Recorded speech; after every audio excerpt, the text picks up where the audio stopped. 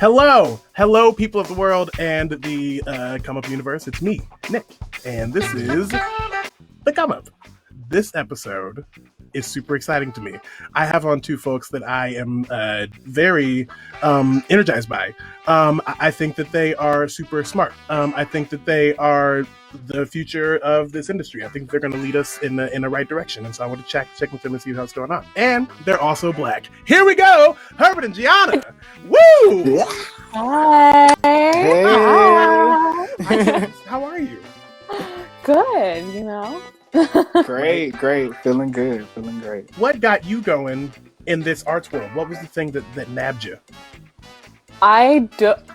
So I was the first grandchild on my mom's side of the family, and I literally think that is what did it. Was they were just so excited to give me attention that I started just performing constantly. So before I had ever been in a play, I was like, I'm gonna be an actor. Like, this is fun. So kind of started in that way, and then I first started acting at Looking Glass with their young ensemble, and so I definitely credit Looking Glass as why I continue to make performance. Their young ensemble was absolutely fantastic training, and is just structured in a way that I haven't encountered or heard of anywhere else. So like, mad props to Looking Glass for just like getting my little young performing brain going. Yeah, for sure. So I pretty much got started I feel like here, like at home. A lot of my family and a lot of us are just natural born storytellers, and just sitting at my dining room table and listening to my family just tell a lot of stories about struggle, pain, like life. I just kind of adapted to that. And then I was also the youngest. I was the baby, so I was surrounded by like elderly people, and my parents are also elderly, so I have a lot of wisdom in my life, and it just inspired me to just tell stories and through any way that can be, you know what I'm saying? So that's why you feel old. I feel it. Yes, I'm such old soul. Gianna, you didn't even walk. Did you get a chance to walk from school, or graduate?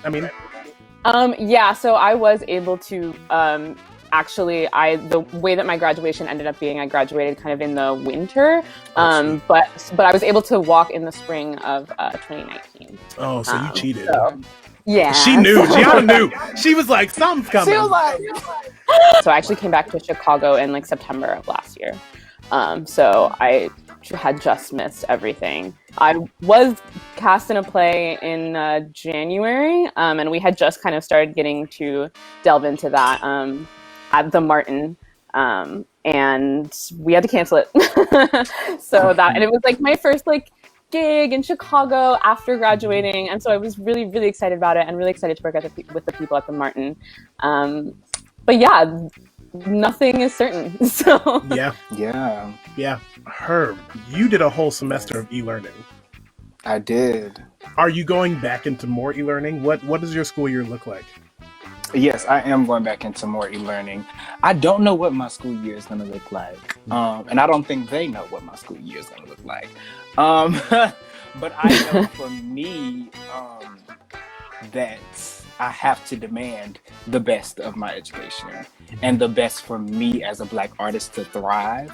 I just will not settle for anything less. So we'll just see where this ball rolls us to. E-learning was an experience, and we learned that a lot of the learning that we tried to do online, as like performing and stuff like that, just did not work as well as we thought it was. So hopefully it'll be like a little less screen time, because we had so much screen time that was just unnecessary. But yeah, we just gonna see where it goes. I'm excited to ride this train. It's fascinating. I mean, I'm happy you're excited. I'd be like, what is y'all? Yeah, I'm excited, scared, sad, mad, angry, everything. All of it, all at once, every single day, from the moment I wake up.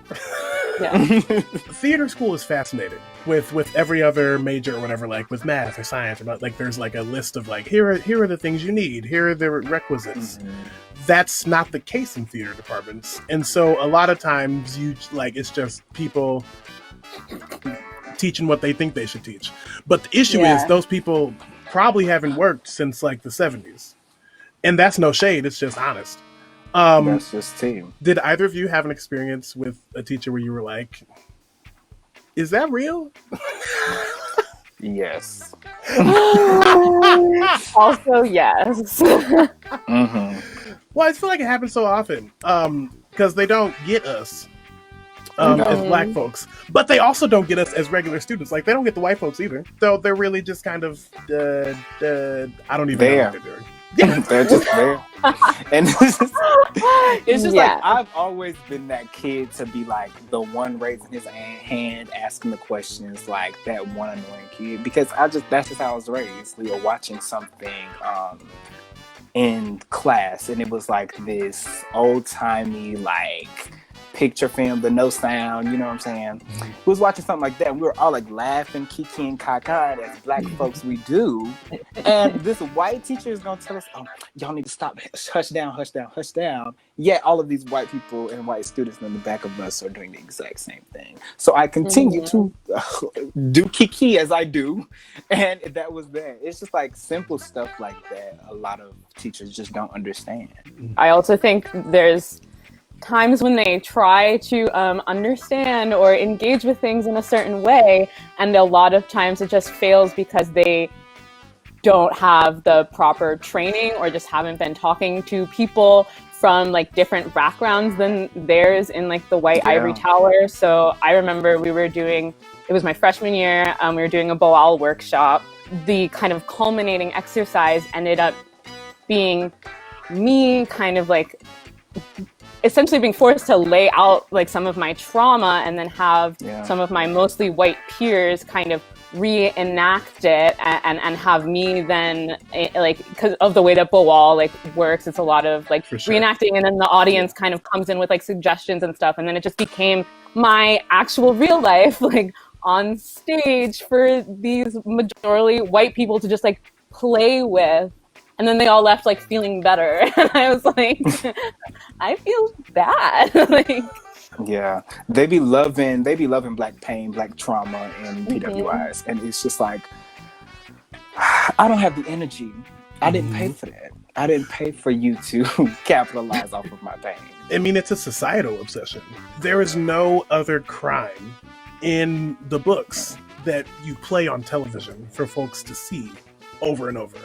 But we see black trauma consistently. Black, especially, not even to dip into black trans trauma, like that we see all the time in media. And I just watched, oh no. Disclosure? Yes, Disclosure. That's what I just watched Disclosure last night. Oh my God, it was so amazing. I think I watched it because they really keep playing Pose. Like, they keep playing those actors a lot. Here's what I'll say, though. This may be controversial. Okay, come through. I also think that other folks outside of Billy Porter should get nominations for Pose. Oh, girl, yes. Here's the controversial part. Okay, I love MJ Rodriguez. She is not on that list for me. Wow. For Pose specifically? I can respect that. Yes. I can respect that. Okay. Gianna Mock absolutely needs to get a nomination for her writing and her directing. Like, are you kidding me? Right. India Moore should absolutely be on that list. I mean, come on. Candy. For the Candy episode alone. Yes. Like, for the candies of the world. Like, and Dominique is for that monologue at the beach, at the beach house. For that monologue alone, she should be nominated. I love MJ. I think that she does a delightful performance on the show. I just feel like, it's not, next to the other folks, I'm like, girl, you got to step it up. Step it up. Right, but that's the thing, you have options. Like, you don't just have MJ Rodriguez being, like, the black trans woman. Like, right. Yeah. There's a bunch. Pick one, maybe?